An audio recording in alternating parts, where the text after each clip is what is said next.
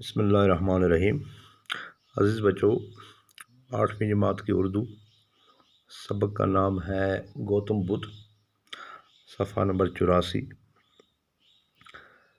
خلوت میں انہوں نے انسانی موجودگی کے مسائل پر استغراق کیا۔ آخر ایک شام جب وہ ایک عظیم الحبسہ کا مطلب ہے بہت بڑا، تو اس میں ایک پہلے لفظ آیا تھا استغراق، تو استغراق کا مطلب ہے کسی خیال میں ڈوب جانا یا خدا کو سامنے ایسے رکھ کے تو اس خیال میں ڈوب جانا، تو استغراق کا یہ ہے۔ تو عظیم الحبسہ کا بہت بڑا جسیم کداور کے درخت کے تلے بیٹھے ہوئے تھے، تلے کا مطلب نیچے۔ انہیں اس چیتان کے سبھی ٹکڑے باہم یکجا ہوتے محسوس ہوئے۔ سدھارتھ نے تمام رات تفکر میں گزاری۔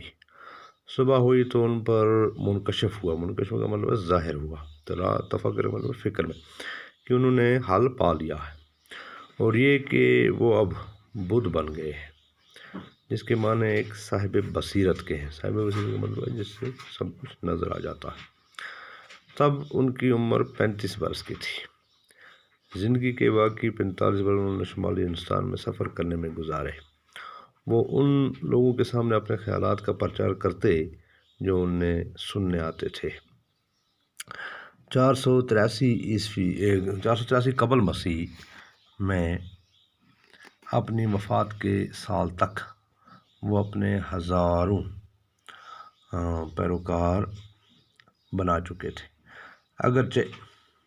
اگرچہ ان کے افکار تب تک تحریک صورت میں نہیں تھے۔ بعد ان کے چیلوں نے ان کا ایک ایک حرف یاد رکھا۔ یہ باتیں نسل در نسل زبانی طور ہی سینہ بسینہ منتقل ہوتی رہی ہیں۔ تو یہ تھا سبق۔ اب اس کے سوال ہیں۔ سوال نمبر 1 ہے، سوال نمبر 2 ہے، گوتم بدھ نے کس عمر میں زندگی سے کنارہ کشی اختیار کی؟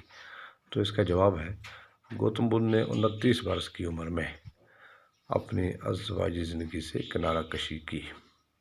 سوال نمبر 3 ہے، گوتم بدھ سنیاسی اور یوگی کیوں بنے؟ تو اس کا جواب ہے، گوتم بدھ سچ جاننے کے لیے یوگی اور سنیاسی بنے۔ تو یوگی کا مطلب ہے جو یوگ کے ذریعے ایک ورزش بھی کرتا ہو اور پوجا بھی کرتا ہو۔ تو سنیاسی کا مطلب فقیر، گھومنے پھرنے والا۔ اب کچھ الفاظ معنی ہیں۔ خلوت کا مطلب ہے تنہائی۔